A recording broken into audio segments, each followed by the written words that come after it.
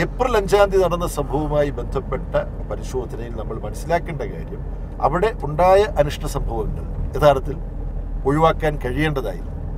ആ അനിഷ്ട സംഭവങ്ങൾ ഉണ്ടാക്കിയതിൻ്റെ മുഖ്യ ഉത്തരവാദിത്വം ജിഷ്ണു പ്രണോയിയുടെ വേർപാടുമായി ബന്ധപ്പെട്ട വിഷയത്തെ ദുരുദ്ദേശത്തോടുകൂടി രാഷ്ട്രീയവൽക്കരിക്കാൻ അവിടെ നുഴഞ്ഞു കയറിയവർക്കാണ്. തിരുവനന്തപുരത്തെ പോലീസ് നടപടി സംബന്ധിച്ച് MA ബേബി നടത്തുന്ന പുതിയ വിശദീകരണം പാർട്ടി നേതൃത്വത്തിൽ നിന്നുണ്ടായ കടുത്ത സമ്മർദ്ദത്തെ തുടർന്നാണെന്ന് വ്യക്തമാണ്. എന്നാൽ ഫേസ്ബുക്ക് പോസ്റ്റിലൂടെ താൻ നേരത്തെ നടത്തിയ അഭിപ്രായം തള്ളിക്കളയാൻ ബേബി തയ്യാറല്ല. പോലീസിന് വീഴ്ച പറ്റിയിട്ടില്ലെന്ന് CPM സെക്രട്ടേറിയറ്റ് തീരുമാനം എടുത്തതായി അല്ലെങ്കിൽ വിലയിരുത്തിയതായി മാധ്യമ റിപ്പോർട്ടുകളിൽ കാണുന്നു. എന്താണ് പ്രതികരണം?